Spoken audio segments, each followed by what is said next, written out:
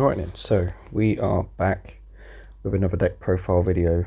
In today's video you are watching a build on Gaiomon. This is not your typical version. It does have a Medusa baseline with a Gaiomon top end.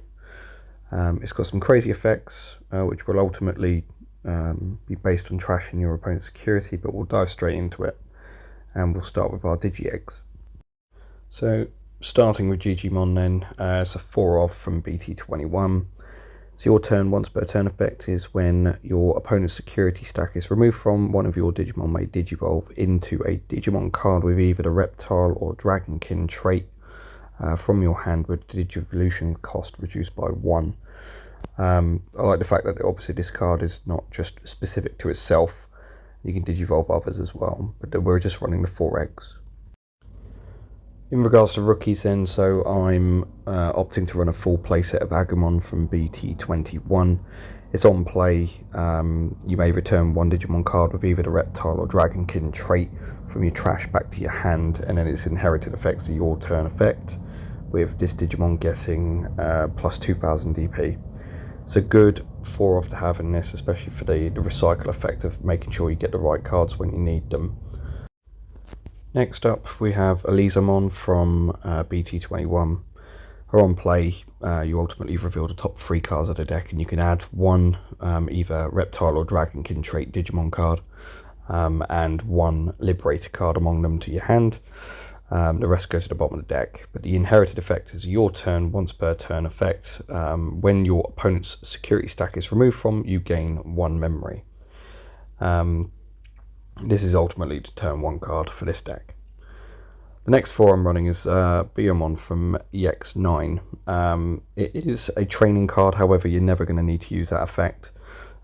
What's beneficial about this card is the inherited effect of Raid, which comes very handy with some of your level 5s and 6s in this deck, and is ultimately the spice for this deck, and that's why I'm running 4 off. It's just to make sure that you're guaranteed to see it. In relation to champions, so I'm running 4 off of Cyclonemon from BT21. It's got a security effect. At the end of the battle you get to play the card without paying the cost, and it's on play, and when Digivolving effect is delete one of your opponent's Digimon with 4000 DP or less, and its inherited effects are your turn effect, with this Digimon getting 2000 DP. Security Digimon seem to be the in thing at the moment in regards to the meta. I mean, it's definitely a good 4-off to have, especially to get rid of any pesky level 3 blockers or memory blockers, etc. The next 4-off we're running now is Dimitrimon, namely for its when Digivolving effect. If you have 1 or fewer Tamers, you can play an Owen Dreadnought from your hand without paying the cost. Much like Gaiomon, it's got the same inherited effect of gaining 1 memory when your opponent's security stack is removed from. A good 4-off to have just naturally to make sure that you play out that specific Tamer. The next 2 that I'm running is Gaiomon from ST1, namely just for the security attack plus 1 inherited effect. It's obviously a dinosaur, so it's not searchable, but you're going to find a lot, especially with your searches anyway, that the other level 4s are going to be a priority more so than this one. This is just in the deck just as a means of further aggression.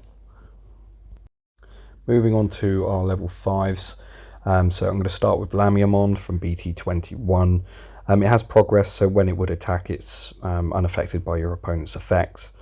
It has a your turn effect once per turn, but when any of your Reptile or Dragonkin trait Digimon attack targets change, you trash the top card of your opponent's security. It's inherited. Essentially, if your opponent's security stack is removed from, you can play a Reptile or Dragonkin trait Digimon card with 5000 DP or less from your hand without paying the cost. The next 2 off that we're running is Cyberdramon. It's on play when Digivolving. If your opponent has 5 or fewer security cards, they place the 1 card from their hand as the bottom security card and then trash the top one. It's inherited in this case is your Digimon gets plus 4000 DP. This is a good way of warping up to the level 6s, because ultimately you don't need to swing or anything like that. The last two level 5s that I'm running is that of Rise Gaiomon from BT22. It comes with Raid, which is a good start. When Digi-Evolving, if you have one or fewer Tamers, you can play a Tamer from your hand that's either red or black and has a play cost of 4 or less, or one Tamer with the CS trait. Additionally, its inherited effect is a security attack +1, which again goes well if you prefer the aggressive route. In regards to Megas, so we are running 3 of the Gaiomon from EX4. When Digi-Evolving, delete one of your opponent's Digimon with a play cost of 13 or more. If it doesn't delete, you then trash the top card of your opponent's security stack. Its end of turn effect ultimately allows you to just Digi-Evolve into another version of Gaiomon without paying the cost. And it's very, very good generally. Ultimately, you want to be hitting this Digimon before the end of turn to then go into the next ones, which is, in this case, the promo version of Gaiomon. Comes with Reboot and Blocker. When Digi-Evolving until the end of your opponent's turn, one of their Digimon gets start of main phase that Digimon attacks, and then this Digimon may attack. Its all turns effect is once per turn, but when an attack target changes, you trash the top card of your opponent's security stack. So again, you're going to kind of see the trend here, but there's a lot of trashing the security, and in some cases quite a bit of aggro and DP increase. The last Gaiomon I'm running is the new BT22 version. It comes with Raid and Reboot.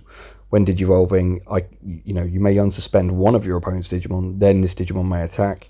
So all turns effects, when an attack target changes, this Digimon gains piercing and 5000 DP for the turn. It's a good 2-off to have to sort out any unnecessary problems that your opponent may end up having on their next turn, or currently has. Tamer wise, we're running 6 in total, but for the first 4, we're running Owen Dreadnought from BT21. Start a main phase. If your opponent has a Digimon, you gain 1 memory. At the end of your turn, by suspending the Tamer, one of your Digimon with Reptile or Dragonkin in its traits gains piercing for the turn, and then that Digimon may attack. It's a good 4-off to have specifically for this deck type, especially for that last swing, really. The 2-off I'm running to finish off the Tamers is Taikamiya from ST15. Start of turn is a memory setter, so you set to 3. All turns when an attack target is changed, by suspending this Tamer, you draw 1 card, and then one of your Digimon gets plus 2000 DP until the end of their turn. This is just very good generally, either for the aggression or for the defense. And this is just a solid 2-off in my opinion.